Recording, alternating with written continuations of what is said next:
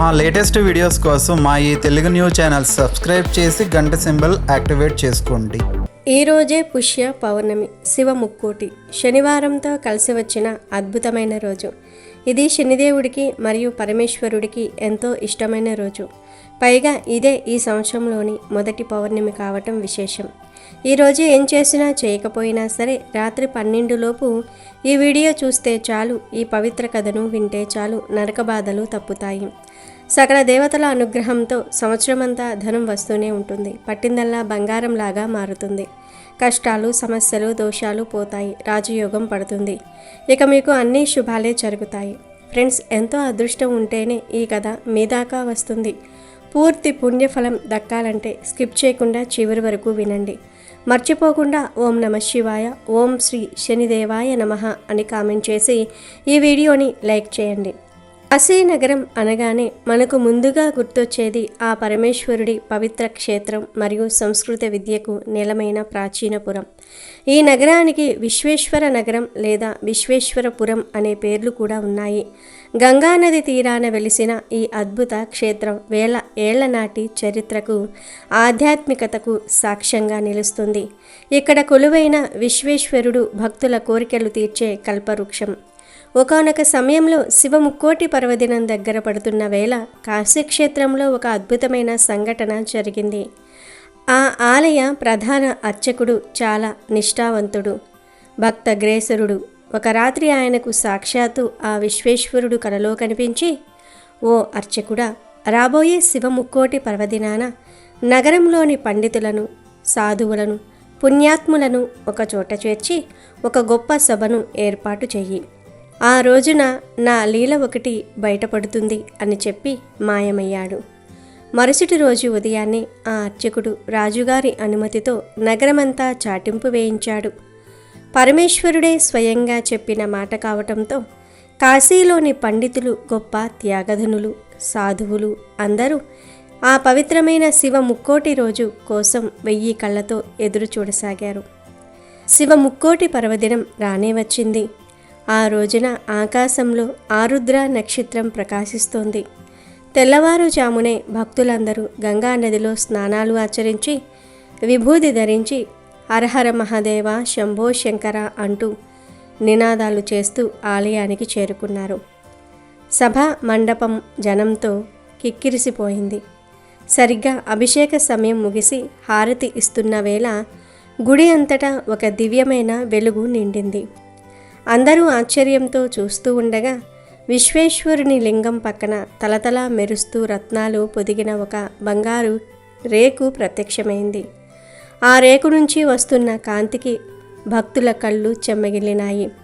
అర్చకుడు ఎంతో భక్తితో ఆ రేకును తన చేతుల్లోనికి తీసుకున్నాడు.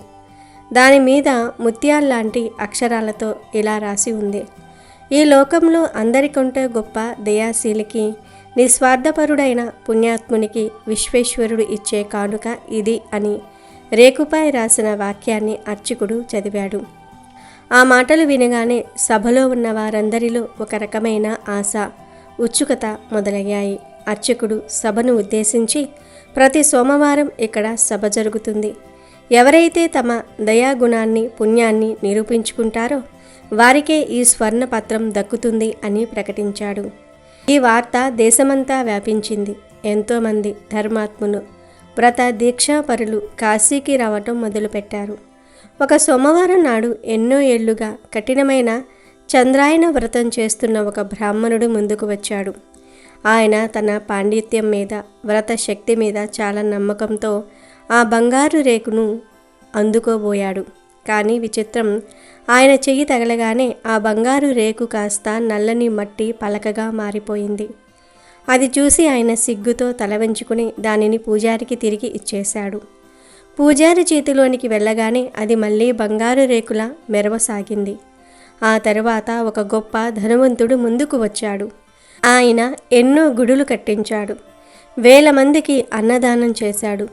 ఎక్కడ చూసినా ఆయన పేరు మీద సేవా మందిరాలు ఉన్నాయి. పత్రికల్లో ఆయన పేరు అపరధాన కర్ణుడిగా మారుమ్రోగిపోతోంది. ఆయన ఎంతో గర్వంగా ఆ రేకును తాకాడు. కానీ ఆ బంగారు రేకు మళ్ళీ మట్టి పలకగా మారిపోయింది.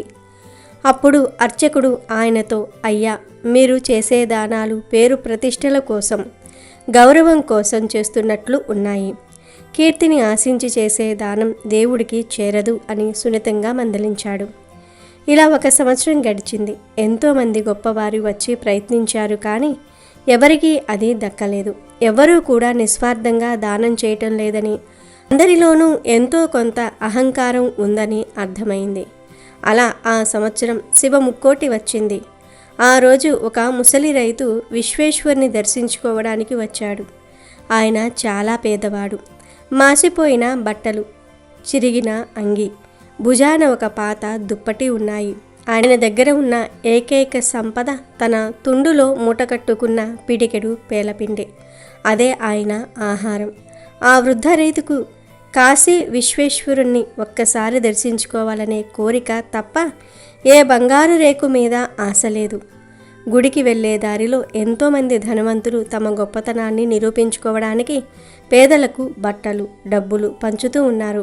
కానీ గుడికి కొంచెం దూరంలో ఒక కుష్ఠిరోగి దీన స్థితిలో పడి ఉన్నాడు. ఆయన శరీరం నిండా చీము కారుతున్న పుండ్లు ఉన్నాయి. దుర్వాసన వస్తూ ఉండటంతో ఎవ్వరూ ఆయన దగ్గరకు వెళ్ళటం లేదు. ఆయన ఆకలితో అలమటిస్తూ దాహం, అన్నం అని మూలుగుతున్నాడు. ఆ దృశ్యం చూడగానే ముసలి రైతు మనసు ద్రవించిపోయింది. ఆ రైతు తన దగ్గరున్న పేలపిండిని ఆ రోగికి తినిపించాడు. తనకు ఈ రోజుకు తిండి లేకపోయినా పర్వాలేదు, కానీ ఈ ప్రాణం నిలవాలి అనుకున్నాడు. చలికి వణుకుతున్న ఆ రోగిపై తన దగ్గర ఉన్న ఏకైక దుప్పటిని కప్పాడు. ఆ రోగి కళ్ళల్లో కనిపించిన కృతజ్ఞత చూసి రైతు ఆనందించాడు. ఆయనకు ఏమీ తెలియనట్లుగా నెమ్మదిగా గుడిలోనికి వెళ్ళాడు. ఆ రోజు సోమవారం శివ ముక్కోటి కావటంతో పూజారి ఒక కొత్త నియమం ప్రకారం వచ్చిన ప్రతి భక్తుని చేతికి ఆ రేకును తాకిస్తున్నాడు. రైతు తన వంతు వచ్చినప్పుడు సామాన్యంగా ఆ రేకును అందుకున్నాడు. అంతే, ఆ రేకు 1000 సూర్యుల కాంతితో మెరిసిపోయింది. గుడి అంతా ఆ వెలుగుతో నిండిపోయింది. అక్కడ ఉన్న వారందరూ ఆశ్చర్యంతో నోర్లు ఎల్లబెట్టారు. ఆ ముసలి రైతు తాకగానే మట్టి పలకగా మారకపోగా మరింత కాంతివంతంగా మారింది. అది చూసిన అర్చకుడు కళ్ళల్లో నీళ్లు తిరుగుతూ ఉండగా, అయ్యా, ఈ కానుక నీదే. ఆ భగవంతుడు నిన్ను పుణ్యాత్ముడిగా గుర్తించాడు అని ప్రకటించాడు. రైతు అమాయకంగా, స్వామి, నేను చేసిందేముంది? ఒక ఆకలితో ఉన్న వ్యక్తికి నా దగ్గరున్నది ఇచ్చాను, అంతే కదా అన్నాడు. దానికి అర్చకుడు నవ్వి, అయ్యా, అంతే కదా అనే మాటే నీ నిస్వార్థాన్ని తెలుపుతోంది. మిగిలిన వారందరూ లోకం చూడాలని, పుణ్యం రావాలని దానాలు చేశారు. కానీ నువ్వు మాత్రం ఏమీ ఆశించకుండా, కనీసం నీకంటూ ఏమీ మిగిల్చుకోకుండా నీ దగ్గరున్న సర్వస్వాన్ని దానం చేశావు. శివ ముక్కోటి అంటే కోట్లాది దేవతలు మనల్ని చూసే రోజు. ఆ రోజును నువ్వు చూపిన ఈ దయ ఆ దేవతలందరినీ మెప్పించింది. పరోపకారానికి మించిన పుణ్యం లేదు, ఆకలి తీర్చడానికి మించిన పూజ లేదు అన్న సత్యాన్ని నీవు నిరూపించావు అని చెప్పాడు. ఆ రైతు వినయంగా ఆ స్వర్ణపత్రాన్ని అందుకుని వచ్చిన దారిలోనే వెనుదిరిగాడు. ఆ రోజు నుండి కాశీక్షేత్రంలో భక్తి అంటే కేవలం పూజలు చేయటం మాత్రమే కాదు, ఆర్తుల సేవ చేయటమే నిజమైన శివ పూజ అని అందరికీ అర్థమైంది. శివ ముక్కోటి పర్వదినాన ఆ పరమశివుడు మనకు ఇచ్చే గొప్ప సందేశం ఇదే. మన హృదయం నిర్మలంగా ఉన్నప్పుడే ఆ విశ్వేశ్వరుడు మనలో కొలువై ఉంటాడు. గర్వంతో చేసే కోటి అభిషేకాల కంటే ఆర్తితో ఒక నిరుపేద కన్నీరు తుడవటం ఆ శంకరుడికి అత్యంత ప్రీతిపాత్రమైనది. ఈ కథ ద్వారా మనం తెలుసుకోవాల్సిన నీతి ఏమిటి అంటే, స్వార్థమైన సేవ, భూతదయ కలిగి ఉండటమే నిజమైన ఆధ్యాత్మికత. అలాగే ఈ పుష్య పౌర్ణమి అంటే శనిదేవుడికి ఎంతో ఇష్టం కాబట్టి ఈరోజు ఈ శనిదేవుడి కథను వింటే చాలు, శని దోషాలు పోతాయి. శని మనకు ఎటువంటి కష్టాలను కలుగజేయడు. ఒకసారి వైకుంఠంలో ఉన్న లక్ష్మీదేవి దగ్గరకు శని భగవానుడు వస్తాడు. లక్ష్మీదేవి మరియు శని భగవానుల మధ్య ఒక వాగ్వాదం జరిగింది. వీరిద్దరూ నేను గొప్ప అంటే నేను గొప్ప అని వాదులాడుకోవటం మొదలుపెట్టారు. వీరి ఇద్దరి వాదన విన్న విష్ణు భగవానుడు ఒక సలహా ఇచ్చాడు. విష్ణు భగవానుడు అంటున్నాడు, మీరు ఇద్దరూ కూడా భూలోకానికి వెళ్ళండి.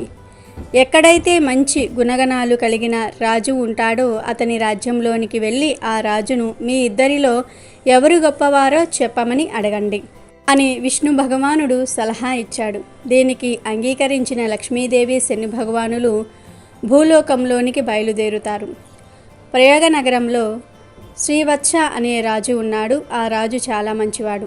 ఇతడి గొప్పతనం ఎన్నో నగరాలకు విస్తరణ చెంది ఉంది. లక్ష్మీదేవి మరియు శని భగవానుడు రాజసభలో ఉన్న శ్రీవత్స దగ్గరకు వచ్చి, మా ఇద్దరిలో ఎవరు గొప్ప అనే విషయం మేము తెలుసుకోలేకపోతూ ఉన్నాము. నువ్వు గొప్ప రాజువి కదా, మా ఇద్దరిలో ఎవరు గొప్ప అనే విషయాన్ని నువ్వు తేల్చి చెప్పు అని అన్నారు. లక్ష్మీదేవి శనిదేవుని మాటలు విన్న రాజు కొంచెం కంగారు పడ్డాడు. ఇప్పుడు నేను వీరి ఇద్దరిలో ఎవరు గొప్ప అని చెప్పను? శనిదేవుడు గొప్ప అని చెప్తే లక్ష్మీదేవికి కోపం వస్తుంది. లక్ష్మీదేవి గొప్ప అని చెప్తే శని భగవానుడికి కోపం వస్తుంది. లక్ష్మీదేవికి కోపం వస్తే నా రాజ్యంలోని సంపదలన్నీ పోతాయి. శని భగవానుడికి కోపం వస్తే నా రాజ్యాన్ని అష్టకష్టాల పాలు చేస్తాడు. రాజు ఆలోచించటం చూసిన లక్ష్మీదేవి శని భగవానుడు ఇలా అంటారు, మేమిద్దరం ఒక వారం తర్వాత మళ్ళీ నీ దగ్గరకు వస్తాము. అప్పటికి నువ్వు ఆలోచించుకొని మా ఇద్దరిలో ఎవరు గొప్పవారో చెప్పు అంటారు. లక్ష్మీదేవి శని భగవానుడు ఆ రాజు దగ్గర నుండి వెళ్ళిపోతారు. రాజు ఎవరు గొప్ప అని చెప్పాలి అని ఆలోచిస్తూ ఉన్నాడు. ఈ ఆలోచనతో రాజుకు తిండిపై నిద్రపై ఆసక్తి తగ్గిపోయింది. అలా 4 రోజులు గడిచాయి. ఇంకా 3 రోజులే ఉన్నాయి. నేను ఏం చెయ్యాలి అని ఆలోచిస్తూ ఉన్నాడు. రాజు చింతగా ఉండటం చూసిన రాణి, ఏమయ్యింది? మీరు ఎందుకని కొద్ది రోజుల నుండి చాలా ఆందోళనగా ఉంటున్నారు? ఏమైనా సమస్య వచ్చిందా, లేదా మన నగరానికి ఏదైనా సమస్య రాబోతూ ఉందా అని అడిగింది. రాణి అడిగిన ప్రశ్నలకు రాజు, నేను ఒక సమస్యలో ఇరుక్కున్నాను. 4 రోజుల క్రితం నేను రాజ్యసభలో ఉండగా లక్ష్మీదేవి శని భగవానులు వచ్చారు. వారిద్దరూ వారిలో ఎవరి గొప్ప అనే విషయాన్ని నన్ను చెప్పమన్నారు అని రాజు అన్నాడు. ఆ మాటలు విని రాణి ఇలా అడుగుతుంది, అయితే మీరు వారిద్దరిలో ఎవరు గొప్ప అని చెప్పారు. దానికి రాజు, నేను ఎవరు గొప్ప అని చెప్పలేదు. ఇంకా దానికోసం వారు నాకు ఒక వారం రోజులు గడువు ఇచ్చారు. ఇప్పటికి 4 రోజులు అయిపోయాయి, కానీ నాకు సమాధానం దొరకలేదు. నేను ఎవరు గొప్ప అని చెప్పను. ఒకరు గొప్ప అని చెప్తే మరి ఒకరికి కోపం వస్తుంది. నేను ఏం చెయ్యను అని రాజు రాణితో అన్నాడు. దానికి రాణి ఇలా అంటుంది, నేను మీకు ఒక సలహా ఇస్తాను. మీరు మీ సింహాసనం కుడి పక్కన బంగారు సింహాసనం ఒకటి వేయించండి. అలాగే మీ ఎడమవైపు వెండి సింహాసనం వేయించండి. ఎప్పుడైతే లక్ష్మీదేవి శనిదేవుడు మీ వద్దకు వస్తారో వారిని కూర్చోమని చెప్పండి. వారు ఎంచుకున్న కుర్చీలు వారి స్థాయిని, గొప్పతనాన్ని రుజువు చేస్తాయి అని చెప్పింది. రాణి సలహా విన్న రాజు ఆనందంతో ఉప్పొంగిపోయాడు. మరుసటి రోజు కొంతమందిని పిలిచి ఒక బంగారు సింహాసనం, ఒక వెండి సింహాసనం చేయించమని చెప్పాడు. వారం రోజులు గడిచిపోయాయి. లక్ష్మీదేవి శనిదేవుడు రాజు దగ్గరకు వచ్చారు. రాజు వారిని కూర్చోమని చెప్పగా లక్ష్మీదేవి బంగారు సింహాసనంపై, శనిదేవుడు వెండి సింహాసనంపై కూర్చున్నారు. లక్ష్మీదేవి శనిదేవుడు రాజుని, మా ఇద్దరిలో ఎవరు గొప్పవారో చెప్పు అన్నారు.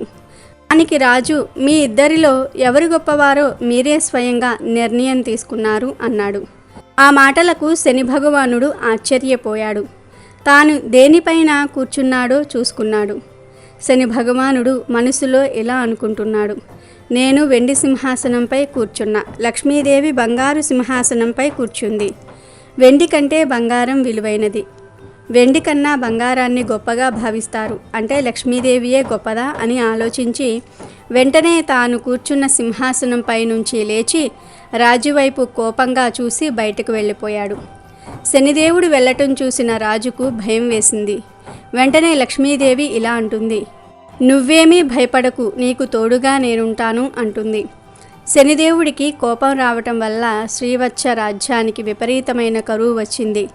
రాజ్యంలో పంటలు పండలేదు, వానలు కురవలేదు. దానితో రాజ్యంలోని ప్రజలంతా పక్క రాజ్యానికి వెళ్ళటం మొదలుపెట్టారు. చాలా వరకు రాజ్యంలోని ప్రజలంతా రాజ్యాన్ని విడిచి వెళ్ళిపోయారు. అలా ఏడాది గడిచింది. రాజ్యంలో పరిస్థితులు ఏమీ చక్కబడలేదు. దాంతో రాజు రాణి కూడా రాజ్యం విడిచి వెళ్ళాలని నిర్ణయించుకున్నారు.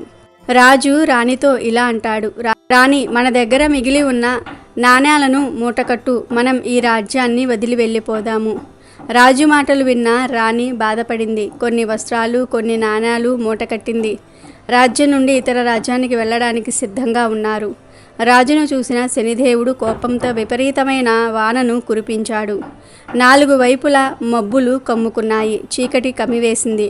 4 వైపులా మబ్బులు కమ్ముకున్నాయి. చీకటి కమ్మేసింది.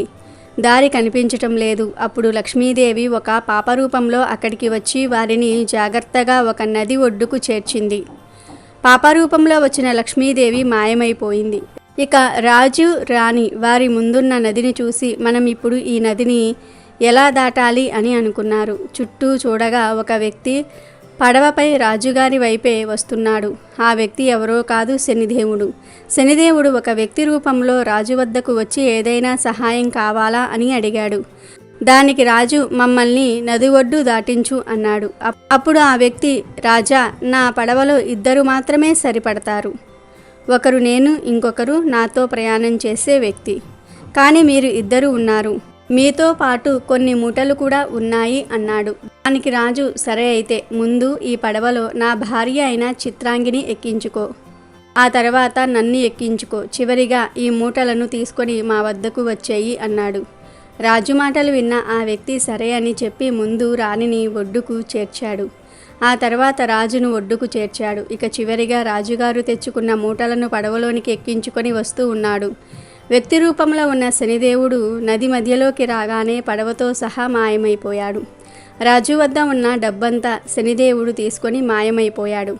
ఇది చూసి రాజు, రాణి చాలా బాధపడ్డారు. అయినా సరే ఏం పర్వాలేదు, మనమిద్దరము కష్టపడి పనిచేసుకుందాము, ఎంతో కొంత ధనాన్ని పోగు చేసుకుందాము అని రాజు రాణికి ధైర్యం చెప్పాడు. రాజు, రాణి ఒక నగరానికి చేరుకున్నారు. ఆ నగరంలో చిన్న పాక వేసుకొని నివసించడం ప్రారంభించారు. రాజు కొన్ని కట్టెలు కట్టుకొని వచ్చి ఆ కట్టెలను వంట చేసుకోవడానికి ఇంటిలో ఉంచి మరికొన్ని కట్టెలను అమ్మి ధనం సంపాదించడం ప్రారంభించారు. లక్ష్మీదేవి దయ వల్ల రాజుగారికి గంధం చెక్కలు దొరికాయి. ఆ గంధం చెక్కలను అమ్మి రాజు చాలా ధనాన్ని పోగు చేశాడు. రాజు, రాణి 2 సుఖంగా జీవించటం ప్రారంభించారు. రాజు ఆనందంగా ఉండటం చూసిన శనిదేవుడు రాజు ఆనందాన్ని ఎలా చెడగొట్టాలి అని ఆలోచిస్తూ ఉన్నాడు. ఇది ఇలా ఉండగా రాజు నివసిస్తున్న రాజ్యంలో గంధపు చెక్కలను ఒక ప్రాంతం నుండి ఇంకొక ప్రాంతానికి తీసుకుని వెళ్ళడానికి ఒక వ్యాపారి ప్రతిరోజు నావలో ప్రయాణం చేస్తూ ఉండేవాడు. ఒకరోజు శనిదేవుడు ఆ వ్యాపారి నావను ముందుకు వెళ్లకుండా ఆపేశాడు. నావ ఎందుకు కదలటం లేదు అని వ్యాపారి ఆలోచిస్తూ ఉన్నాడు. ఇంతలో అక్కడికి శనిదేవుడు ఒక బ్రాహ్మణ రూపంలో అక్కడికి వచ్చాడు. బ్రాహ్మణ రూపంలో ఉన్న శనిదేవుడు వ్యాపారితో ఇలా అంటారు, ఈ గ్రామంలో ఒక పతివ్రత స్త్రీ ఉంది. ఆ స్త్రీ నీ నావ తాకితేనే నీ నావ ముందుకు వెళ్తుంది. వెంటనే ఆ స్త్రీ ఎవరో కనిపెట్టు అని చెప్పి ఆ బ్రాహ్మణుడు అక్కడి నుండి అదృశ్యమయ్యాడు. బ్రాహ్మణుడి మాటలు ముందు వ్యాపారి నమ్మలేదు. నావ కదలడానికి చేయవలసిన ప్రయత్నాలన్నీ కూడా చేశాడు. వ్యాపారి ఇలా ఆలోచిస్తాడు, అరే, నావ బాగానే ఉంది, నావలో ఎలాంటి రిపేరు లేదు, మరి ఎందుకని నా నావ ముందుకు వెళ్ళటం లేదు అని అనుకొని, ఒకవేళ ఆ బ్రాహ్మణుడు చెప్పినట్లుగా ఈ రాజ్యంలో ఉన్న పవిత్రమైన స్త్రీ నా నావను తాగితే నా నావ ముందుకు కదులుతుందేమో చూద్దాము అని అనుకుంటాడు. వెంటనే అక్కడ ఉన్న కొంతమంది స్త్రీలను పిలిచి, చూడండి, మీలో ఎవరైతే పవిత్రమైన స్త్రీలు ఉంటారో వారు నా నావను తాకండి, అప్పుడే నా నావ ముందుకు సాగుతుంది అన్నాడు.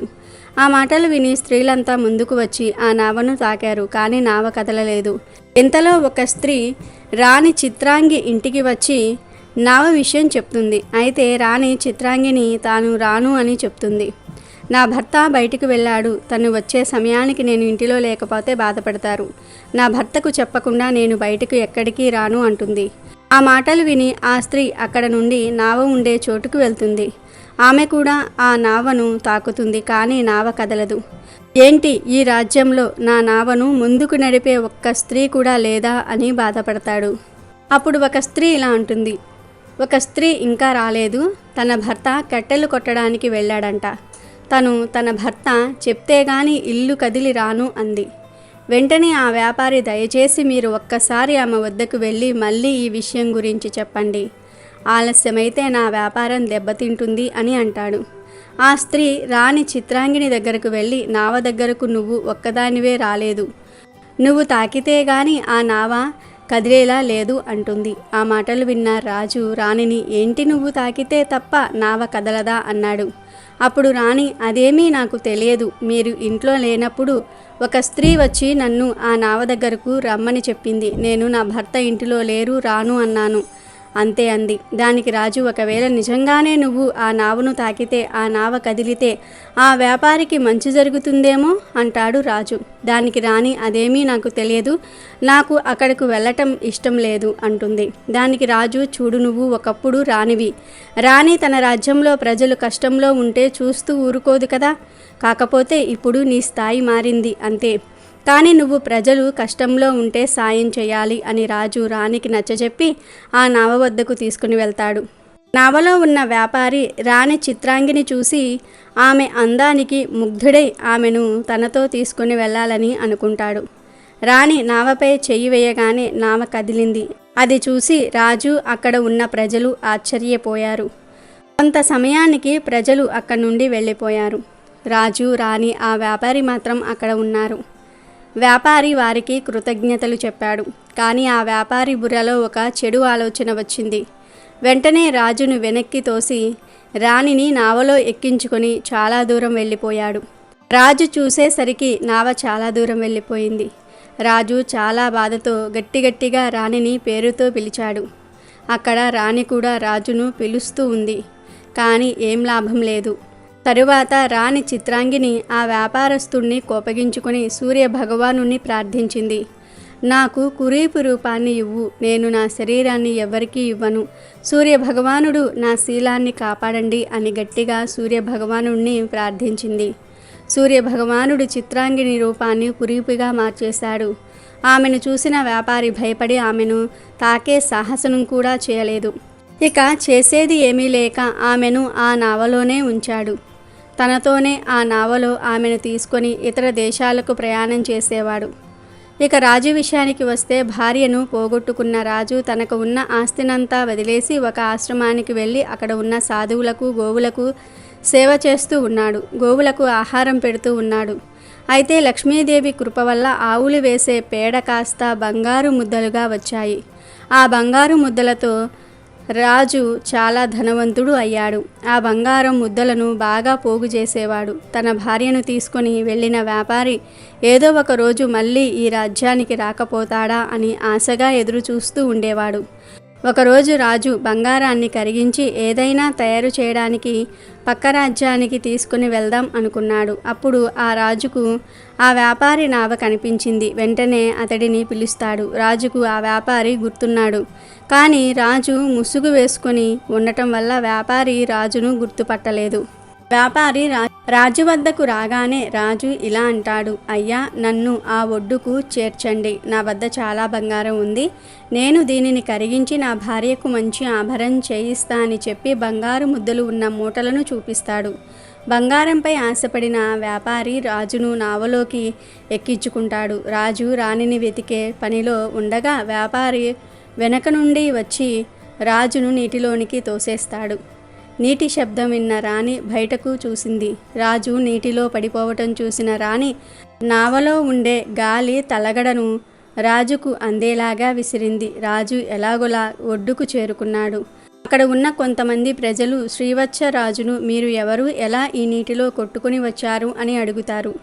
అప్పుడు శ్రీవత్సరాజు, నేను నాకున్న సర్వస్వాన్ని కోల్పోయాను అంటాడు. అప్పుడు ప్రజలంతా కలిసి ఆ రాజ్యపు రాజు వద్దకు శ్రీవత్సరాజును తీసుకుని వెళ్తారు. శ్రీవత్సరాజు ఆ రాజ్యపు రాజును చూసి ఇలా అంటాడు, అయ్యా, నాకు మీ రాజ్యంలో ఏదో ఒక పని ఇప్పించండి అంటాడు. ఆ మాటలు విన్న రాజు శ్రీవత్సను పూలమాలిగా నియమిస్తారు. శ్రీవత్సరాజు పూలమాలిగా ఉంటూ చుట్టూ ఉన్న పూల మొక్కలను, చెట్లను అందంగా పెంచటం ప్రారంభించాడు. రాజుకు ఒక కూతురు ఉంది. ఆమె అలంకరణ కోసం తోటలో నుండి కొన్ని పూలను దండగా గుచ్చి ఆమెకు పంపేవారు. అయితే ఒకరోజు రాజు కూతురు తన చెలికత్తెలతో ఇలా అంటుంది, ఈ మధ్య నాకు వచ్చే పూలమాలలు చాలా అందంగా ఉంటున్నాయి. ఎవరు వీటిని ఇంతగా అందంగా కడుతూ ఉన్నారు అని రాణి అడుగుతుంది. ఆ మాటలు విన్న చెలికెత్తెలు యువరాణి గారు, రాజుగారు కొత్తగా ఒక పూలమాలని ఏర్పాటు చేశారు, ఆయనే ఈ పూలమాలను తయారు చేస్తూ ఉన్నారు అంది. ఆ మాటలకు యువరాణి ఆ తోటమాలిని చూడడానికి వస్తుంది. పూల మొక్కలలో ఉన్న శ్రీవత్స అందాన్ని చూసి యువరాణి అతనిని భర్తగా పొందాలని కోరుకుంటుంది. ఈ విషయాన్ని నేరుగా తన తండ్రి గారికి చెప్తుంది. రాజు అయిన తన తండ్రి గారు శ్రీవత్సను చాలా కాలంగా చూస్తూనే ఉన్నారు. ఆయన ప్రవర్తన సామాన్య ప్రజలుగా లేదు. ఒకప్పుడు రాజుగా చేసిన వాడిగా లేదా రాజ్య సభలో ఒక వ్యక్తిగా కనిపిస్తూ ఉన్నాడు. ఏదైతే అది అయింది, నీ సంతోషమే నా సంతోషం అని యువరాణితో చెప్పి శ్రీవత్స రాజును పిలిపించాడు. యువరాణి నిన్ను పెళ్లి చేసుకోవాలని అనుకుంటుందని చెప్పాడు. దానికి శ్రీవత్సడు, నేను యువరాణిని పెళ్లి చేసుకునే స్థాయి లేనివాడిని, అయినా నాకు ముందే పెళ్ళయింది, నేను తనను కోల్పోయాను, నా ధనాన్ని కోల్పోయాను అని చెప్పాడు. కానీ తాను ప్రయాగ నగరానికి రాజు అని చెప్పలేదు. యువరాణి శ్రీవత్స కథ విని, అయినా పర్వాలేదు, నేను మిమ్మల్నే పెళ్లి చేసుకుంటాను అని చెప్పింది. శ్రీవత్స కూడా ఒప్పుకుంటారు. యువరాణి మరియు శ్రీవత్స ఒకరోజు రాజ్యభవనం పైన ఉండగా రాజుకు నావలు కనిపించాయి. ఆ నావలను ఎవరు ఎక్కడికి ఎలా పంపిస్తున్నారు అని రాజు యువరాణిని అడుగుతాడు. అప్పుడు రాణి, నావలను ఇతర ప్రాంతాలకు, దేశాలకు రవాణా కోసం పంపుతాము. అక్కడ ఒక వ్యక్తి ఉంటాడు, తానే నావలో వచ్చే ప్రతి వస్తువును చూస్తూ నావ ఎక్కడికి వెళ్ళాలో చెప్తాడు. ఆ మాటలు విని రాజు, నావకు సంబంధించిన పనిలో ఏదైనా పని నాకొకటి చూడమని మీ తండ్రి గారితో చెప్పు అంటాడు. ఆ మాటలకు రాణి నవ్వి, చూడండి, ఇదంతా మీ సొంతం, మీరు మీకు నచ్చింది చేయండి, నావలు ఉండే ప్రదేశానికి వెళ్ళి మీకు నచ్చిన పనిని చేసుకోండి. కానీ ఒక విషయం గుర్తుపెట్టుకోండి, మీరు ఇప్పుడు నా భర్త, ఈ రాజ్యానికి యువరాజు. మిమ్మల్ని ఎవరైనా ఎదిరిస్తే వారిని క్షమించకండి, అలాగే ఇతరులకు ఆదేశాలను ఇవ్వడం మర్చిపోకండి అని చెప్తుంది. ఆ మాటలు విని సరే అని చెప్తాడు శ్రీవత్సడు. మరుసటి రోజు శ్రీవత్సడు నావలుండే ప్రదేశానికి వెళ్ళాడు. తన భార్యను మరియు బంగారాన్ని దొంగిలించిన వ్యాపారి కోసం ఎదురు చూడసాగాడు. అలా కొద్ది రోజులు అయ్యాయి. ఆ వ్యాపారి నావపై రావటం చూసిన శ్రీవత్సడు అక్కడ ఉన్న పనివాళ్లను పిలిచి ఆ వ్యాపారిని తన వద్దకు తీసుకురమ్మని చెప్పారు. వెంటనే శ్రీవత్సడు ఆ వ్యాపారిని పట్టుకుని రాజు వద్దకు తీసుకుని వెళ్ళి, అతనే నా భార్యను, నా బంగారాన్ని దొంగిలించాడు అని చెప్పాడు. కానీ వ్యాపారి అదంతా అబద్ధమని నమ్మబలికాడు. అప్పుడు శ్రీవత్సడు, తన నావలో నా బంగారు ముద్దలు ఉన్నాయి, అవి ఒకదానికి ఒకటి చిక్కుకుని ఉంటాయి, వాటిని నేను తప్ప ఎవ్వరూ తీయలేరు. రాజు వెంటనే ఆ బంగారు మూటలను తెప్పించాడు. ముందుగా వ్యాపారికి ఇచ్చి వాటిని చిక్కు తీయమన్నాడు. ఓస్, అదెంత పని, అయినా ఇవి నా బంగారు ముద్దలు, నాకు తెలియదా వీటిని ఎలా తీయాలో అని పలికాడు. వ్యాపారి ఎంత ప్రయత్నించినా వాటిని తీయలేకపోయాడు. తర్వాత రాజు శ్రీవత్సడుడికి బంగారాన్ని ఇవ్వమన్నాడు. శ్రీవత్సడు క్షణాల్లో ఆ బంగారాన్ని విడివిడిగా చేసి చూపించాడు. రాజు ఆ వ్యాపారిని జైల్లో వేయించాడు. అలాగే అతని నావలో ఇంకా ఏమేమి ఉన్నాయో చూసి వాటిని బయటకు తీసి నావను ఇతరులకు అప్పగించండి అని చెప్పాడు. రాజ్యసభలో ఉన్న కొందరు ఆ నావను బాగా తనిఖీ చేశారు. రాజ్యసభలోకి కురీపు రూపంలో ఉన్న చిత్రాంగిని తీసుకుని వచ్చారు. శ్రీవత్సడు ఆమెను చూసి, ఈమె నా భార్య చిత్రాంగి, నీకు ఏమయ్యింది, నువ్వు ఎందుకు ఇలా కురీపిగా తయారు అయ్యావు అంటాడు. దానికి రాణి చిత్రాంగి, మీరు భయపడకండి, ఆ వ్యాపారి నన్ను ఏమీ చేయలేడు. నేను సూర్యభగవానుని ప్రార్థించి నా పవిత్రతను కాపాడుకొని నాకు కురీపి రూపాన్ని ఇవ్వమని అడిగాను. నేను మళ్ళీ మామూలుగా మారిపోగలను అని చెప్పి మళ్ళీ సూర్యభగవానుని ప్రార్థించింది. రాణి చిత్రాంగి మునపటి కంటే ఇంకా అందంగా మారింది. రాజు చాలా సంతోషించాడు. యువరాణి వంక చూశాడు. నువ్వేమీ బాధపడకు, నేను ప్రయాగ నగరానికి రాజును. కొన్ని కారణాల వల్ల నేను నా రాజ్యాన్ని కోల్పోయాను. నేను నా మొదటి భార్యను ఎలా అయితే ప్రేమిస్తూ ఉన్నానో నిన్ను అలాగే ప్రేమిస్తాను అంటాడు. రాజు శ్రీవత్సలుడు మాటలు విని, నేను చాలా మంచి అల్లుడిని పొందాను, నాకు చాలా గర్వంగా ఉంది. ఇక నుండి నాకు ఒక కూతురు కాదు, 2 కూతుళ్ళు, చిత్రాంగిని కూడా నా కూతురే. నేను నీకు కొంత ధనాన్ని ఇస్తున్నాను, తిరిగి నీ రాజ్యాన్ని నువ్వు పొందుకో అంటాడు.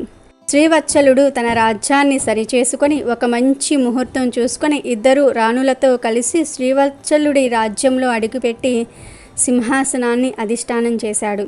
కొన్ని రోజుల తర్వాత రాజు వద్దకు లక్ష్మీదేవి శనిదేవుడు వచ్చి ఇలా అంటారు: మేము ఇద్దరూ కావాలనే నీ నీతి ధర్మాలను పరీక్షించాము. మా మధ్య ఎటువంటి వాదన జరగలేదు. శనిదేవుడు రాజుతో ఇలా అంటాడు: నేను నీకు ఒక విషయం చెప్తాను, వీటిని అందరూ గుర్తుపెట్టుకోవాలి. శనిదేవుడు అంటున్నాడు: ఏ మనిషి అయితే జీవితంలో ఎన్ని విపత్తులు వచ్చినా సత్యమార్గంలో నడుస్తారో వారు ఎప్పటికీ నాశనం అవ్వరు. అటువంటి వారికి దేవతలు కూడా సహాయం చేస్తారు. అలాగే ఏ మనిషి అయితే అబద్ధాలు ఆడుతారో, తన అవసరాల కోసం ఇతరులను వాడుకుంటారో, అలాంటి వారు ముందు సుఖాలను అనుభవించిన నా ప్రభావంతో కష్టాలను అనుభవించేలాగా చేస్తాను. రాజా, నీవు కష్టకాలంలో ఉన్నప్పుడు ఎవరి వద్ద చెయ్యి చాచలేదు. నీ కష్టంతో నీవు బ్రతికావు. అలాగే యువరాణిని పెళ్లి చేసుకునే సమయంలో కూడా నువ్వు అత్యాశ పడకుండా నీ నిజాయితీని నిరూపించుకున్నావు. రాజా, నీ నీతి, ధర్మము, సత్యం మార్గం వల్ల నేను చాలా సంతోషాన్ని పొందాను. కాబట్టి నా ఆశీర్వాదములు నీకు ఎల్లప్పుడూ ఉంటాయి. దీని కారణంగా మీ రాజ్యం మునుపటి కంటే సిరి సంపదలతో తులతూగుతూ ఉంటుంది. నేను చెప్పే 2 మాటలను గుర్తుపెట్టుకోండి. నా ఆశీర్వాదం ఎవరిపైన అయితే ఉంటుందో వారు కొన్ని క్షణాలలోనే ధనవంతులుగా మారిపోతారు. అలాగే నాకు ఎవరైతే కోపాన్ని కలిగిస్తారో వారిని నేను క్షణాలలోనే కటిక పేదవాడినిగా చేసేస్తాను. కాబట్టి మనుషులంతా గుర్తుపెట్టుకోండి, నా కృప మీపై ఉంటే సర్వ సంపదలు సుఖాలు మీ సొంతమవుతాయి. నాకు ఆగ్రహాన్ని కలిగిస్తే మాత్రం మీరు ఎన్ని పూజలు చేసినా మిమ్మల్ని నా నుండి ఎవ్వరూ తప్పించలేరు. ఈ 2 విషయాలను గుర్తుపెట్టుకుంటే మీ జీవితంలో పేదరికం అనేది రానే రాదు. ఈ మాటలను చెప్పి లక్ష్మీదేవి మరియు శనిదేవుడు మాయమైపోయారు. కాబట్టి ఫ్రెండ్స్, మనం ఎన్ని పూజలు చేసినా, ఎన్ని వ్రతాలు చేసినా, ఎన్ని పుణ్యకార్యాలు చేసినా ధర్మాన్ని మరియు సత్యమార్గంలో నడవాలి. పాపాలు చేసేసి పుణ్యకర్మలు చేసినంత మాత్రాన పాపం యొక్క తీవ్రత తగ్గదు. ఎలాంటి పరిస్థితులు ఎదురైనా ధర్మ మార్గంలోనే నడవండి. సత్యాన్ని నమ్ముకోండి. శని భగవానుడి అనుగ్రహాన్ని పొందండి.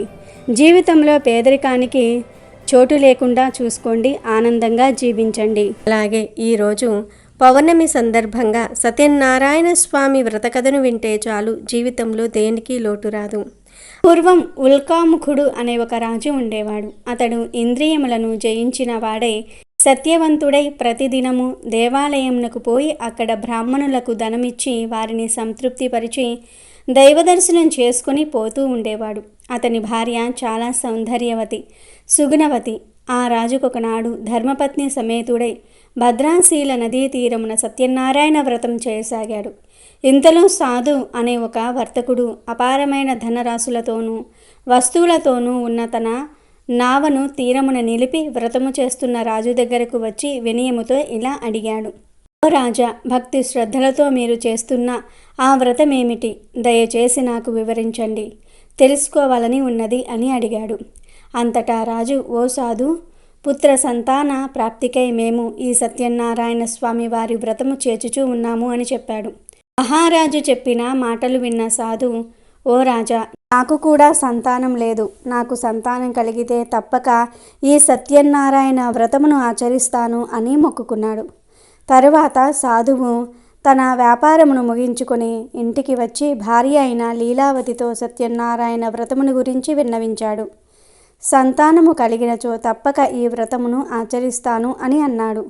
ఒకనాడు లీలావతి ధర్మపారాయణురాలై భర్తతో సికించింది. తత్ఫలితంగా గర్భవతి అయి 10వ మాసమున పండంటి బాలికను ప్రసవించింది. ఆ బాలిక శుక్లపక్ష చంద్రుని వలె దినదిన ప్రవర్ధమానమవుతోంది. తల్లిదండ్రులు ఆమెకు కళావతి అనే పేరు పెట్టారు.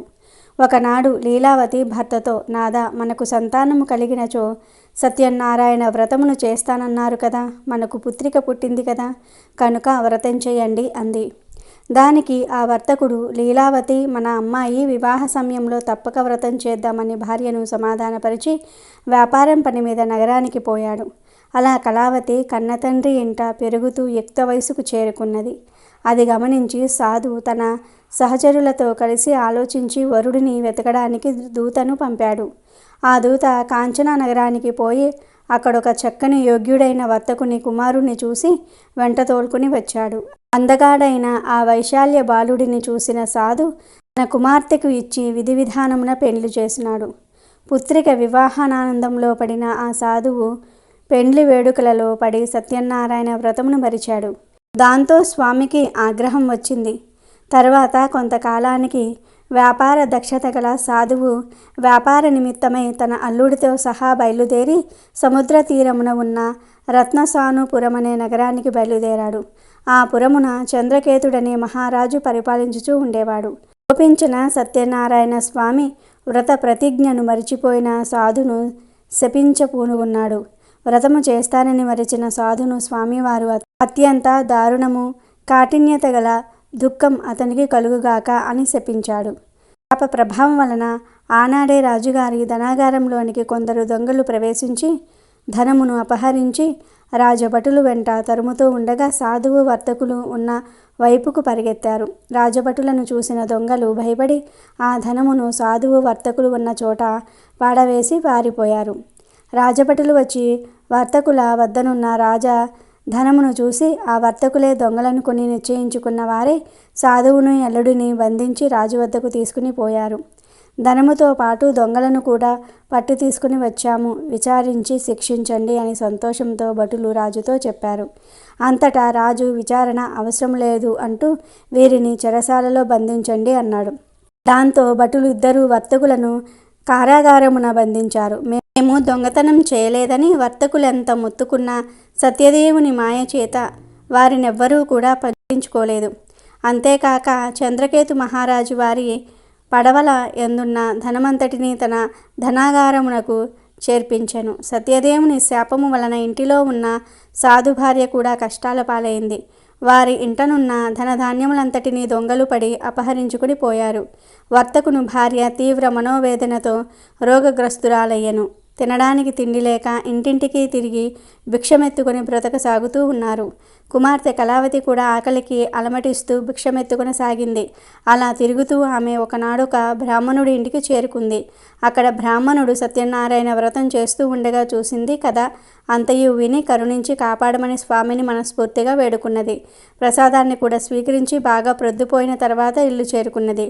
ఆలస్యంగా వచ్చిన కళావతిని చూసి లీలావతి ప్రేమతో ఇట్లన్నది, మాయి, ఇంత రాత్రి వరకు ఎక్కడ ఉన్నావు? నీ మనసులో ఏమున్నది చెప్పు అన్నది. వెంటనే కళావతి, అమ్మ, నేను ఒక బ్రాహ్మణుని ఇంట సత్యనారాయణ వ్రతం జరుగుతూ ఉండగా చూస్తూ ఉండిపోయాను.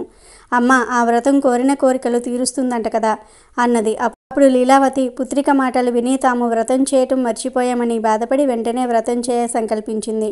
వర్తకుని భార్య అయిన లీలావతి బంధుమిత్రులతో కలిసి మిక్కిలి భక్తి శ్రద్ధలతో సత్యనారాయణ వ్రతం చేసి, స్వామి, మా అపరాధము మన్నించండి, మమ్మల్ని క్షమించి నా భర్త అల్లుడు సుఖముగా ఇల్లు చేరునట్లు దీవించండి అని ప్రార్థించింది.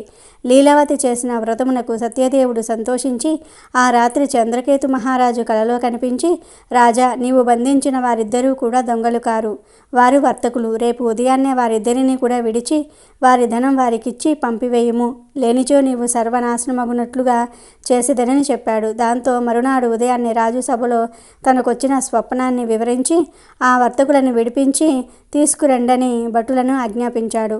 భటులు అలాగే చేసి వర్తకులిద్దరినీ కూడా రాజు వద్దకు తెచ్చి, రాజా, వర్తకులను తెచ్చినామని చెప్పారు. ఆ వర్తకులిద్దరూ రాజుకు నమస్కరించి గత సంగతులు తలుచుకొనుచు తమకిచ్చిన కష్టానికి చింతించుచు భయభ్రాంతులై నిశ్చేష్టులై నిల్చున్నారు. అప్పుడు ఆ రాజు వర్తకులను చూసి, వర్తక శ్రేష్ఠులారా, మీకు ఈ ఆపద దైవ వశమున సంభవించినది, భయపడకండి అని ఓదార్చి వారిని బంధ విముక్తులను చేసి వారికి పురుషులకు అలంకారమైన క్షర కర్మాదులను చేయించి నూతన వస్త్రములతో సత్కరించి వారిద్దరినీ సంతోషపరిచాడు. రాజు ఇంకనూ వారిని అనేక విధముల గౌరవించి స్వాధీనం చేసుకున్న ధనమును రెట్టింపు ఇచ్చి వారిద్దరినీ కూడా సంబరపరిచాడు. చంద్రకేతు మహారాజు వారిద్దరినీ సకల మర్యాదలతో సత్కరించి వీరిక సుఖముగా ఇంటికి పోవచ్చునని చెప్పాడు. వర్తకులు పరమానంద భరితులై రాజును అనేక విధాల కొనియాడి సెలవు తీసుకుని తమ నివాసములకు వేగిరి.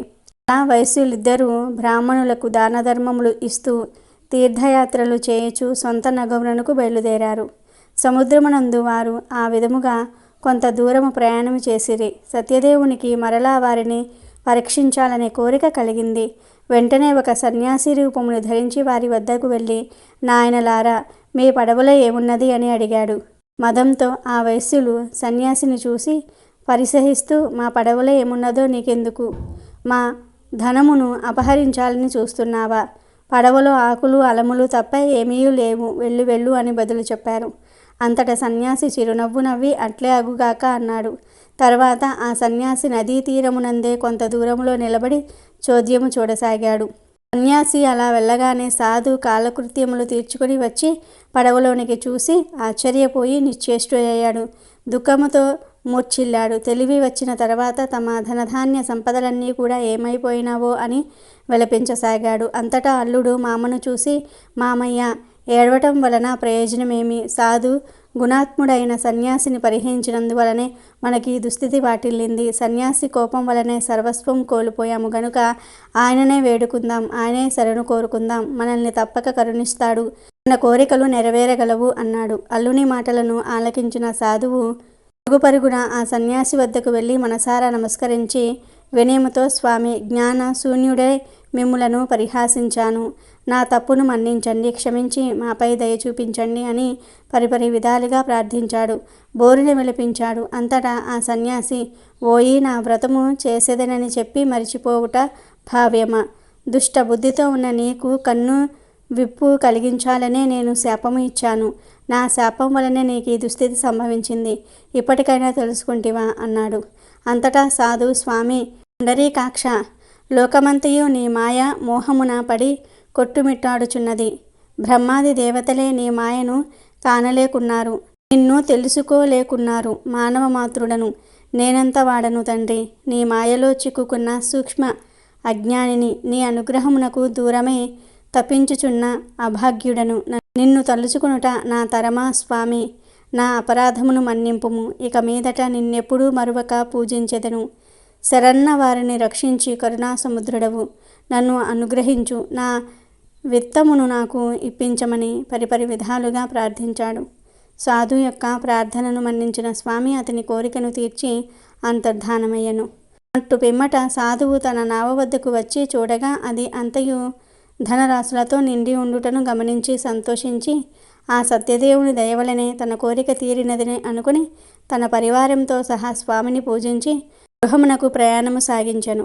కొంతసేపటికి తన సంపదను సంరక్షిస్తున్న అల్లునితో, అల్లుడా, మనం మన రత్నాపురమునకు చేరాము అంటూ తాను రాకను తెలుపుటకై ఒక దూతను ఇంటికి పంపారు.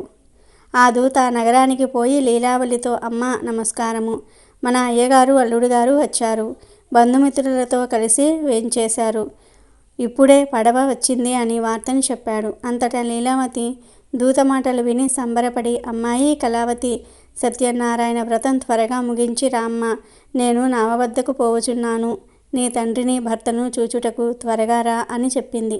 తల్లి మాటలు విన్న కళావతి హడావిడిగా వ్రతము ముగించి ప్రసాదాన్ని భుజించటం మరిచి పరుగు పరుగున తన పతిని చూచుటకు పోయింది. ప్రసాదాన్ని ఆరగించనందుకు సత్యదేవుడు కోపించి ధనమును సంరక్షిస్తున్న అల్లునితో సహా పడవ నీటిలో మునిగిపోయేటట్లుగా చేశాడు. అది చూసి ఒడ్డునున్న వారు ఆహాకారాలు చేశారు. లీలావతి, కళావతి మిక్కిలు దుఃఖించసాగారు. హఠాత్తుగా పడవ మునిగిపోవుటను చూసిన తల్లి నెత్తి నోరు బాదుకుంటూ విలపిస్తూ భర్తతో ఇట్లన్నది, ఏమండి, అల్లుడు అంత హఠాత్తుగా పడవతో సహా ఎట్లా మునిగిపోయాడు? ఇదంతా దేవుని మాయగాక ఈ మరేమిటి అంటూ దుఃఖపడసాగింది. కళావతి భర్త మునిగిపోయినందుకు పడిపడి ఏడవసాగింది. తన భర్త తన కళ్ళెదుటే మునిగిపోవుటను చూసిన కళావతి అతని పాదుకలను తీసుకొని వాటితో సహా సహగమనమును చేయడానికి సిద్ధపడింది. సాధువు ఇదంతా చూసి మిగుల దుఃఖించుచు ఆలోచించి ఇదంతా స్వామి మహిమే అయి ఉంటుందని ఊహించి శక్తి కొలది స్వామిని పూజించదేనని తలచి అందరితో పాటు స్వామిని వేడుకొనసాగాడు. అంతటా స్వామి సాధువును కరుణించి అదృశ్య రూపంలో ఉండి అతనితో ఇలా పలికాడు, పోయి నీ కుమార్తె భర్తను చూడాలనే తొందరలో నా ప్రసాదమును ఆరగించుట మరిచినది. ఆమె మరలా ఇంటికి పోయి ప్రసాదమును భుజించి వచ్చినచో అంతయు సుఖమే జరుగునని చెప్పాడు. ఆకాశవాణి పలుకులు విన్న కళావతి వెంటనే ఇంటికి వెళ్ళి ప్రసాదాన్ని పుచ్చుకొని తప్పును మన్నించమని వేడుకొని సముద్ర తీరమునకు వచ్చెను. ఆశ్చర్యముగా తన భర్త నావతో సహా నీటిపై తేలియాడుట చూసి సంతోషపడింది. దాంతో అందరూ ఆనందించారు. అంతటా కళావతి తండ్రితో, తండ్రి, ఇక ఆలస్యం ఎందుకు? ఇంటికి పోవుదము రమ్ము అనెను. అంతటా సాధు అక్కడే అందరితో కలిసి సత్యనారాయణ వ్రతము చేసుకుని ఇంటికి పోయాడు. అట్టు పిమ్మట ఆ వైశ్యుడు తన జీవితాంతం కాలం వరకు ప్రతి పౌర్ణమి తిథి యందును రవి సంక్రమణ సమయమునందును సత్యనారాయణ స్వామి వారి వ్రతం చేస్తూ సర్వ సౌఖ్యములను పొంది అంత్యమున అమరలోకానికేగెను. అలాగే ఈరోజు ఈ శివభక్తుని కథను వింటే చాలు, పరమేశ్వరుడి అనుగ్రహంతో కష్టాలు పోతాయి, సకల ఐశ్వర్యాలు సిద్ధిస్తాయి. కాంచీపురంలో చిరు తొండనంబి అనే ఒక వైశ్యకుల శేఖరుడు ఉండేవాడు. అతడు అఖండ శివభక్తి తత్పరుడు. తన భార్య తిరువంగనాంచి ఆ పుణ్య దంపతులు జంగమారాధన తత్పరులు. వారి పుత్రుడు సిరియాలుడు. చిరు తొండండు పూర్వజన్మ వాసనా విశేషం చేత ఏకామ్రనాథుణ్ణి ఆరాధిస్తూ జంగమ ప్రమధులకు అడిగిన పదార్థం లేదనకుండా సదా అన్నదానం చేసేవాడు. ఒకనాడు పరమశివుడు పార్వతీదేవికి చిరు తొండని భక్తి ప్రభావం నిరూపింపదలచాడు. నిత్యాన్నదానశీలుడైన చిరు తొండనంబికి ఒకనాడు అన్నదానం చేయడానికి ఒక శివయోగి కూడా కనిపించలేదు. తిరిగి చివరకు కాంచీపురం ఊరి బయట ఉన్న పాడుబడిన గుడికి వెళ్ళాడు. గర్భ మండపంలో ఒక వృద్ధుడు అతనికి సేవ చేస్తున్న ముసలి అవ్వ కనిపించారు. ఆ మాయాజోగి దంపతులకు ప్రణామం చేసి తమ ఇంటికి వచ్చి శివార్చన అందుకొని తనను చరితార్థుణ్ణి చేయమని ప్రార్థించాడు. అప్పుడు ఆ పరమవృద్ధుడు, 7 రోజుల నుండి నిరాహార వ్రతం పూని ఉన్నాను. ఆ వ్రతానికి ఉద్యాపనము పశుపహరము. ఆ యాగ పశువుగా నరుడు తప్ప మరొకడు పనికిరాడు. సుందరుడు రోగ విహీనుడు అయిన ఆ పిన్న వయస్సువాణ్ణి తల్లిదండ్రులు వండి మాకు వడ్డించి మాతో పాటు భోజనం చేయాలి అని పలికినాడు. ఆ మాటలు విన్న చిరు తొండండు ఇంటికి వెళ్ళి విషయమంతా భార్యకు చెప్పాడు. ఆమె నవ్వి, మన శరీరార్థ ప్రాణాలకు కర్తలు శివ యోగీశ్వరులే కదా, వారి సొమ్ములు వారికి సమర్పించడానికి ఆలోచన ఎందుకు అని పలికింది. వెంటనే శివయోగిని తీసుకురావడానికి బయలుదేరాడు చిరు తొండండు. అంతకు ముందే శివుడు మరొక వేషంలో గురువుగారి ఇంటిలో పాఠాలు చదువుకుంటున్న సిరియాలుని దగ్గరికి వెళ్ళాడు. ఆ జటాధారిని చూడగానే సిరియాలుడు ఎదురుగా వెళ్ళి సాష్టాంగ నమస్కారం చేశాడు. భక్తి తాత్పర్యంతో నమస్కరిస్తూ నిల్చున్న సిరియాలునితో ఆ జటాధారి, నాయనా, నీ తండ్రి చిరు తొండంబి నిన్ను చంపి ఒక నిర్భాగ్యుడైన శివయోగికి ఆహారంగా పెట్టబోతున్నాడు. కడుపున పుట్టిన కుమారుణ్ణి మెడ కోసి చంపి యోగులకు పెట్టే క్రూరుడు ఈ లోకంలో ఎక్కడైనా ఉంటాడా? స్నేహశీలిని కాబట్టి ఈ విషయం నీకు చెప్పడానికై వచ్చాను. బ్రతికి ఉంటే బలిసాకైనా సరే తినవచ్చు, నీ ప్రాణాలు కాపాడుకో అన్నాడు. కుమార సిరియాలుడు చెవులు మూసుకొని, మహానుభావ, నీవీ రకంగా మాట్లాడడం అన్యాయమా? ఇతరుల కోసమే శరీరమును ధనమును వ్యయం చేయటం కంటే ఈ జన్మకు సార్థక్యత ఏముంటున్నది అన్నాడు. తరువాత చిరు తొండండు వృద్ధ శివయోగిని ఆయన భార్యను కూడా ఇంటికి తీసుకువెళ్ళాడు. పాఠశాలకు వెళ్ళి కుమారుణ్ణి తీసుకువచ్చాడు. కుమారుణ్ణి తొడ మీద కూర్చుండబెట్టుకొని, తండ్రి సిరియాల, ఎల్లప్పుడూ పంచాక్షరీ మంత్రమే జపిస్తూ ఉండు అని పలికి కత్తితో అతని శిరమును ఖండించాడు. ఒక్క వేటుతో కింద పడిపోయిన సిరియాలుని శిరస్సు నమశివాయ, ఓం నమశివాయ అనే మంత్రం పఠిస్తున్నది. అలా భోజనశాలలో వంట సిద్ధమయ్యింది. అమృతాహారం ఆరగించవలసినదిగా నమస్కరించారు నంబి దంపతులు. నాకు మరొక నియమం ఉన్నది. మగబిడ్డ లేని నిర్భాగ్యుని ఇంట్లో భోజనం చేయకూడదు. నీ కుమారుణ్ణి పిలువు అన్నాడు మాయా జంగముడు. స్వామి, ముందే ఆ విషయం చెప్పి ఉంటే నా కుమారుణ్ణి పిలిచేవాణ్ణి. ఇప్పుడు వాడెక్కడికి పోయినాడో ఆడుకోవడానికి అన్నాడు నంబి. అప్పుడు వృద్ధ దంపతులు నంబి భార్యను ఎలుగెత్తి కుమారుణ్ణి పిలవమన్నారు. వెంటనే రారా రారా కుమారా అని దిక్కులు ప్రతిధ్వనించేటట్లు పిలిచింది ఆ తల్లి. మరుక్షణమే ఆకులలో ఉన్న శాఖ పాకాల నుంచి సిరియాల కుమారుడు వారి ముందు నిలిచాడు. పరమశివుడు భస్మ దేహంతో నాగాలంకార భూషితుడై అర్ధచంద్రాకృతితో సాక్షాత్కరించి శరీరములతో కైలాసానికి రమ్మని వారిని ఆహ్వానించాడు. అంతటా చిరు తొండండు, స్వామి, నీ దయ వల్ల 1000 గోత్రములకు చెందిన మా వైశ్యులందరూ కూడా ఈ కంచి పట్టణంలో ఈశ్వరారాధన చేస్తూ ఉన్నారు. వారినందరినీ వీడి నేనొక్కడినే రాలేను, ఇంతమందిని కైలాసానికి రమ్మంటే వస్తాను అన్నాడు. శంభుడు కరుణించి కంచిలో ఉన్న వైశ్యులందరినీ కైలాసానికి వచ్చేటట్లుగా వరం ప్రసాదించాడు. తన కుమారుణ్ణి కూడా బలి చేయడానికి వెనుదియ్యకుండా తనతో పాటు స్వజనానికి కూడా మోక్షం ఇప్పించిన చిరుతొండ నంబి పరోపకారార్థమై తన శరీరమే దానమిచ్చేసిన సిరియాలుడు శైవ భక్తులలో అగ్రగణ్యులు. అలాగే ఈరోజు ఈ పవిత్ర కథను వింటే చాలు మీ దశ మారిపోతుంది, అష్టైశ్వర్యాలు సిద్ధిస్తాయి, కైలాస శిఖరం ప్రశాంతత వెల్లివిరుస్తోంది. మంచుతో కప్పబడిన ఆ పవిత్ర పర్వతంపై సృష్టికి ఆదిదేవుడైన పరమశివుడు లోతైన ధ్యానంలో నిమగ్నమై ఉన్నారు. ఆయన కన్నులు మూసి ఉన్నప్పటికీ ముల్లోకాలను తన యోగ దృష్టితో గమనిస్తూ ప్రతి జీవి కదలికను తనలోనే నిక్షిప్తం చేసుకుంటూ ఉన్నారు. ఆయన ముఖంలో అలౌకికమైన శాంతం తాండవిస్తోంది. ఆయనకు సమీపంలోనే జగన్మాత పార్వతీదేవి తన పతిదేవునికి భక్తి శ్రద్ధలతో పూజలు చేస్తూ ఉంది. మరోవైపు వారి ప్రియ కుమారులు వినాయకుడు, కార్తికేయుడు తమ బాల్యపు చేష్టలతో ఆడుకుంటూ కైలాసానికే కొత్త అందాన్ని తెచ్చారు. ధ్యానంలో ఉన్న శివుడిని చూస్తూ పార్వతీదేవి తనలో తాను ఇలా అనుకుంది, నా స్వామి ఎప్పుడూ ధ్యానంలోనే ఉంటారు. చూడడానికి ప్రశాంతంగా ఉన్నట్లు కనిపించినా ఈ సకల జీవరాశుల బాగోగులను, వారి కష్టసుఖాలను గమనిస్తూనే ఉంటారు. ఏ భక్తుడు ఆర్తితో పిలిచినా వారిని రక్షించడానికి క్షణకాలంలో పరిగెత్తుకెళ్తారు. ఎంతైనా ఈ జగత్తుకే తండ్రి కదా, ఆ మాత్రం బాధ్యత ఉండదా? కానీ నా పతిగా నాపై కాస్తైనా దృష్టి సారిస్తే ఎంత బాగుండును అని అనుకుంటూ ఆయన దృష్టిని ఆకర్షించడానికి ఒక గొప్ప పూజ చేయాలని సంకల్పించుకుంది. స్వామికి అత్యంత ప్రీతిపాత్రమైన బిల్వ దళాలతో 1,00,000 బిల్వార్చన చేస్తాను, బహుశా అప్పుడైనా నా భక్తిని చూసి నా వైపు కరుణతో చూస్తారేమో అని నిశ్చయించుకుంది. వెంటనే తన నమ్మకమైన వాహనం ప్రథమ గణాధిపతి అయిన నందిని పిలిచింది.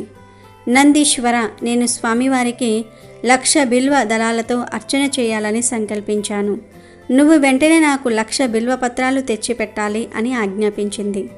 దానికి నంది ఎంతో వినయంగా, తల్లి మీ ఆజ్ఞే శిరోధార్యం, ఇప్పుడే బయలుదేరి తీసుకువస్తాను అని అన్నాడు. అప్పుడు పార్వతీదేవి, ఆగు నంది, ఒక ముఖ్యమైన షరతు ఉంది. నువ్వు సేకరించే ప్రతి బిల్వదళం ఒక్కో చెట్టు నుంచి మాత్రమే తెచ్చిపెట్టాలి. అంతేకాదు ఒక ప్రదేశంలో ఉన్న చెట్ల నుండి ఒక ఆకును కోసాక మళ్ళీ అదే ప్రదేశంలోని వేరే చెట్టు ఆకును కొయ్యడానికి వీలు లేదు. అంటే నువ్వు 1,00,000 వేరువేరు ప్రదేశాలకు ప్రయాణించి 1,00,000 వేరువేరు చెట్ల నుండి ఒక్కో బిల్వదళాన్ని సేకరించి తీసుకురావాలి అని ఆ కఠినమైన నిబంధనను వివరించింది. ఆ పని ఎంత కష్టమైనదో గ్రహించినప్పటికీ తల్లి మాటను జవదాటని నంది, తప్పకుండా తల్లి, మీరు చెప్పినట్లే చేస్తాను అని చెప్పి ముల్లోకాలకు తన ప్రయాణాన్ని ప్రారంభించాడు. కైలాసం నుండి భూలోకానికి, అక్కడి నుండి దేవలోకానికి, పాతాళలోకానికి, ఇలా ప్రతి లోకాన్ని సందర్శిస్తూ పార్వతీదేవి చెప్పిన రీతిలో ఎంతో శ్రమించి ఒక్కో బిల్వపత్రాన్ని సేకరించసాగాడు. ఆ ప్రయాణంలో అంతులేని అలసటకు గురి అయ్యాడు. చిట్ట చివరకు 1,00,000 బిల్వ పత్రాలను సేకరించి కైలాసానికి తిరిగి వచ్చాడు. అతని అపారమైన భక్తికి, పట్టుదలకు పార్వతీదేవి ఎంతో సంతోషించింది. చాలా ధన్యవాదాలు నంది, నువ్వు చాలా అలసిపోయి ఉంటావు కనుక నేను పూజను ప్రారంభిస్తాను, నువ్వు వెళ్ళి విశ్రాంతి తీసుకో అని చెప్పింది.